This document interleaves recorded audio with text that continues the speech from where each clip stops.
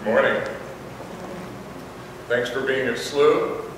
Thanks for coming here today for our orientation. And thanks for your kind attention. You've had considerable information this morning, right? I'm going to put the icing on the cake. We're going to speak about three specific things. We're going to talk about the mission of the Society of Jesus. We're going to talk about the mission of St. Louis University. And I'm going to speak with you briefly about the brand of the university. By way of some history, in 1973, Father Pedro Urupe, the then Superior General of the Society of Jesus, gave a talk to international alumni and alumnae of our schools around the world, and his talk was titled Men for Others. The talk was in Valencia, Spain. It was very well attended. Everybody thought he was going to pat them on the head and say, what a good job you're doing. And he really didn't. What he did was annoy any number of those folks. He said, generally, you all have done very, very well as our graduates. The problem is you haven't done much good. He talked about us in general as recipients of a Jesuit education or as participants and collaborators in the whole enterprise of education as being men for others. That what we do on behalf of other people. That was 1973. In 1975, a general congregation of the Society of Jesus was convoked. It takes a while in the church for these things to happen. And one of the pressing questions was, so what is it we're supposed to be doing as Jesuits in the world? From 1540, when Ignatius Loyola founded us, to 1548, it was pretty clear we were going to be working in the margins. We were going to be giving the spiritual exercises. We were going to be working in the church, in parishes. We were going to be advisors to councils of the church. In 1548, a little monkey wrench was thrown into the pot, and we began schools. Now, Ignatius never really wanted to begin education. Think where we'd be today if he hadn't paid. He said that it would tie us down and root us in one place, as opposed to allowing us to be mobile and to go to many places, to go where the greater need was found. So 1540 to 1548 did what we did. 1548 began schools, continued doing all those things we were doing. 1548 to 1773, everything went swimmingly. We were all over the world, the then world, giving retreats, preaching in churches, advisors politically. In the mid to late 1700s, we began the Paraguayan reductions. So Jesuits would go to Paraguay and start helping the indigenous people organize and unite, and provided a lot of education for those folks. That was pretty annoying at that time to the kings of Spain and Portugal, because we were pretty much encroaching on their territory. Kings of Spain and Portugal were influential with the Pope. After years of political negotiations, the Pope suppressed us, which means he closed us down. All of our schools, parishes we ran, everything run by Jesuits or done by Jesuits was stopped. That's a brief history of the suppression and why we were suppressed. That was 1773 and 1814. Different Pope, different times, we were restored. So 200 years ago this year was the commemoration of the restoration of the Society of Jesus. 1814 till 1973-ish, we reinstituted our schools, parishes, retreat centers, a lot of work with astronomy and the arts. So that went along well until pretty much, they say, Father Arube's talk in going through Spain. 1975, the General Congregation was convoked. As I said, one of the forming questions was, what is our mission? What are we supposed to be doing? Decree 4 of General Congregation 32 puts it out very clearly. Decree 4 of General Congregation 32 said that the mission of the Society of Jesus, our mission today, what we refer to as the Jesuit mission, is the service of faith and the promotion of justice, each of which goes back to Ignatius, both of which, in a much longer document, talk about what our purpose is in the world today, the service of faith and the promotion of justice. That is a macro, worldwide mission for all of our institutions, for all of us who are Jesuits, and for all the people with whom we live and work. Everything we do is under the rubric of the service of faith and the promotion of justice. Flash forward a few years, we have 28 Jesuit colleges and universities in this country. Each one has a mission and a mission statement. They are all, within some boundaries, similar. None of them are the same. Ours is on a micro level, specific to St. Louis, Missouri, and St. Louis University, and our two campuses, one here in St. Louis and one in Madrid, Spain. So we have two campuses, one here and one in Madrid. This is an abbreviated version of our mission statement, that which drives St. Louis University. The mission of St. Louis University is the pursuit of truth for the greater glory of God and for the service of humanity. We are like any other educational institution in the world. If you asked any educational institution, do you all pursue truth? They will all say yes. So we pursue truth academically, but also as a Catholic Jesuit institution. We pursue truth in a variety of areas, in and out of the classroom, in our own hearts, with the people with whom we work, in our lives and in the cities in which we live. Okay? Truth, as you know, is sometimes beautiful, and sometimes it's not, but it's always the truth. And that helps move us forward. So we pursue truth. What underlies that pursuit? Why do we do that? We pursue truth for the greater glory of God, hearkening back to Ignatius and his reasons founding the Society of Jesus and the things that impel us in all we do in the world. We do it for the greater glory of God. We pursue truth. The foundation of the greater glory of God is our attitude adjustment. And we have one purpose. And that purpose is for the service of humanity. Now, Father Arube's talk in 1973 said, you've done well. You just haven't done much good. You haven't done much in practical terms to change the world around you. You have done well. You just haven't done much good. 1975, Decree 4, General Congregation 32, pursue the truth for the greater glory of God and for the service of humanity. Now, service is one of those real murky words.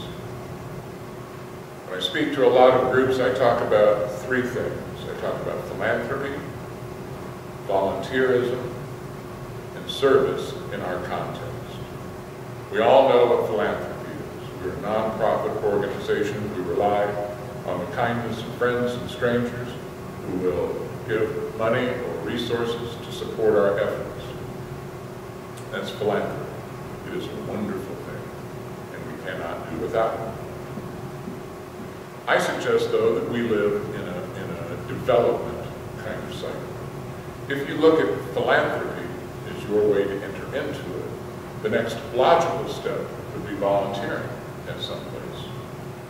Volunteering is great. Volunteering is that upon which any number of organizations in our city, in our university, in our country, in our world rely. Now every place, every institution of higher education, certainly all of the Jesuit high schools in this country, and probably most high schools, everybody volunteers. I would suggest that that's a good second step, but neither volunteering nor philanthropy are service in our context.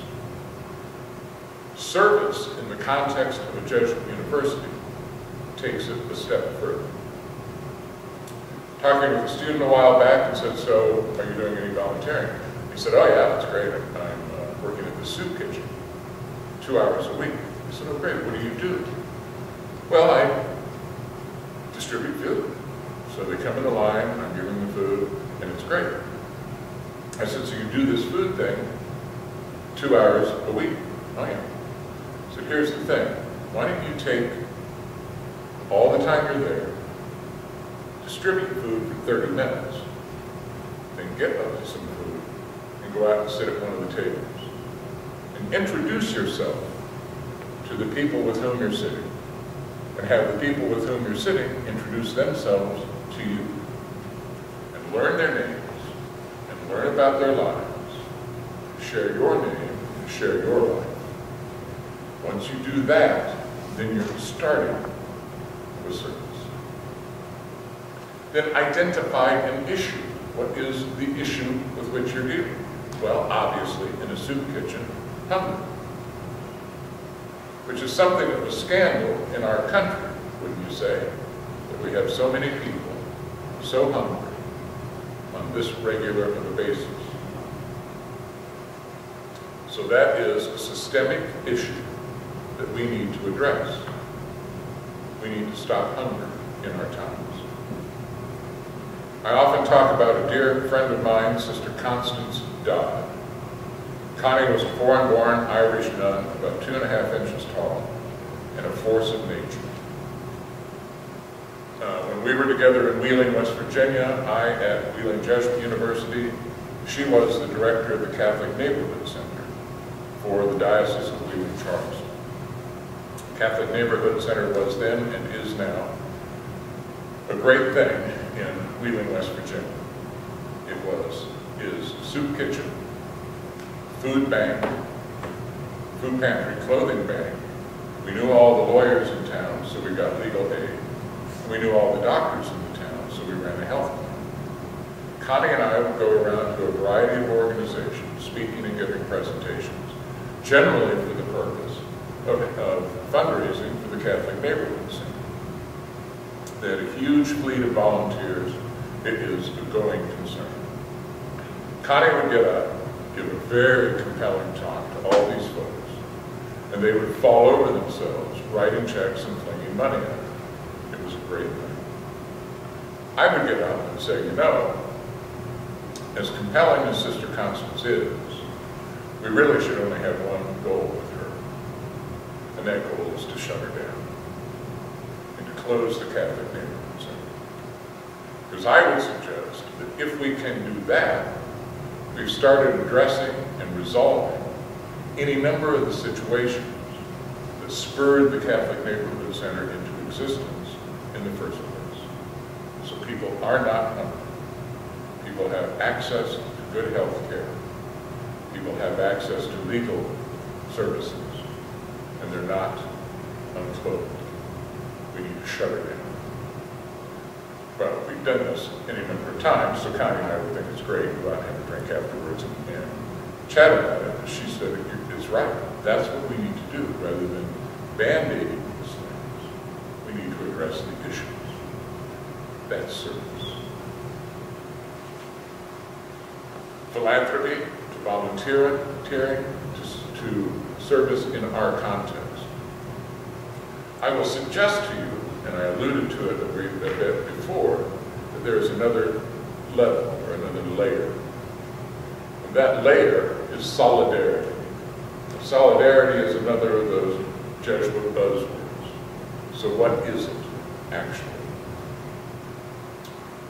Father Greg Boyle of the Society of Jesus runs an organization called Homeboys in Los Angeles.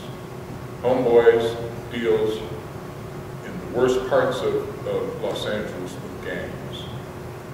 So issues are sex trafficking, drugs, homelessness, abuse, violence, all affiliated with the gangs. He was here, he does a lot of speaking for Homeboys as a fundraiser. And he talks about one concept.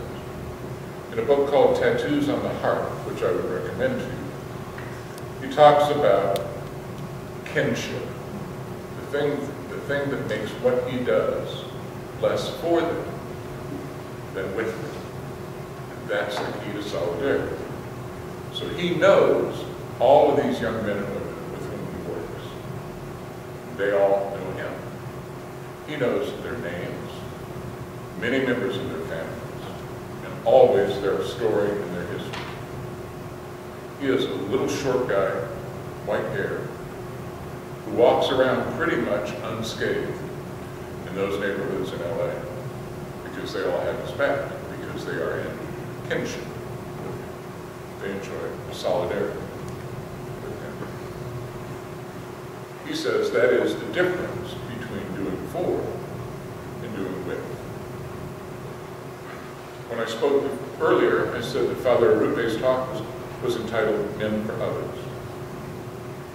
It's now been shifted a bit to Men and Women for Others. And people say that the example of all that is Jesus and all Jesus did for other people. Well, I have a couple of problems with that. I would suggest to you that Jesus never did anything for others. But everything Jesus did, he did with others. He knew them. He knew their lives. He knew what he was doing with them, and he knew what he was calling them to do. He was with them.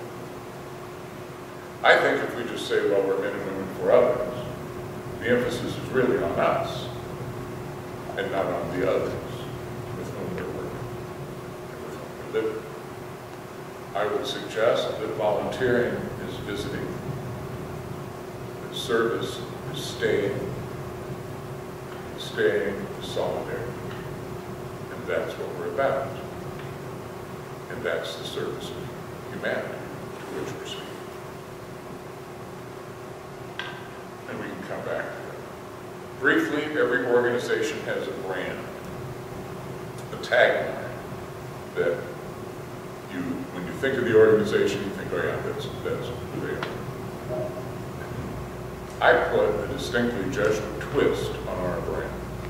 And our brand is higher purpose, greater good.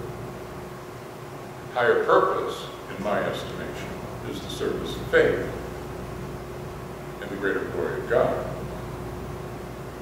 Greater good is the promotion of justice and the service of humanity we all seek. Now, these are great terms, nice little phrases. But the real challenge is how do we put any or all of these things and give them some flesh and blood? And how do we realize them in really practical ways on campus, in our own lives, with our families and with our co-workers? We are a mission-driven organization. We serve faith and promote justice. We pursue truth for the greater glory of God, for the service of humanity. We serve a higher purpose, and we seek the greater good. So remember my friend Connie, who's gone to her reward, and remember that ours is not just a job. We have a noble purpose we can fulfill. We could have a job anywhere, but I suggest that we are very different and split. And it's an ongoing, daily opportunity and I would suggest a daily obligation for us to understand what that job is and how we put flesh on the mission. Because I think the mission calls us out of ourselves. And I think the mission switches the boundaries we place on ourselves. That's what I think. Questions or comments? Are you all stunned? Is it boring? Here are some factoids.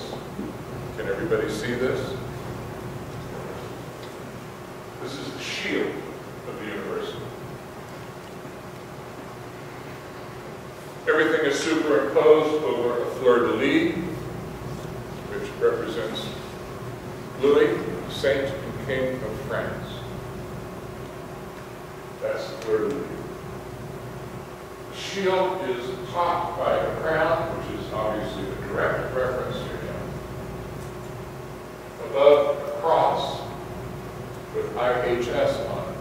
The cross refers to the Society of Jesus. IHS are the first three letters of Jesus in Greek and the symbol of the Society of Jesus. 1818 on the white banner is the year we were founded. And you have two wolves and a kettle, a cauldron. Two wolves rampant, standing up, represent the family coat of arms of Ignatius of Loyola, who, as the story goes, his family fed any number of people in their small town, Spezia in Spain, saved them from a famine. They had enough food left that they were able to save animals as well, hence the gratitude of the wolves. To the point of who we are and what we do, the words around the shield, ad maiorem Dei gloria, are Latin for to the greater glory of God. A way Ignatius always tried to determine if he was going in the right direction. He asked generally two questions. Is what we're being asked to do serving a need? And is that a great need? And if that is a great need, is this to the greater glory of God? And those were two of the bases on which he made his decision. Mission of the Society of Jesus from Decree 2, Decree 4, General Congregation 32. It's the service of faith and the promotion of justice. In brief, the mission statement of the university is to pursue the truth for the greater glory of God, for the service of humanity, and that which capsulizes it is the brand of the university, higher purpose, greater good. Questions or comments? Y'all are very, very good. God bless you. Have a wonderful Christmas.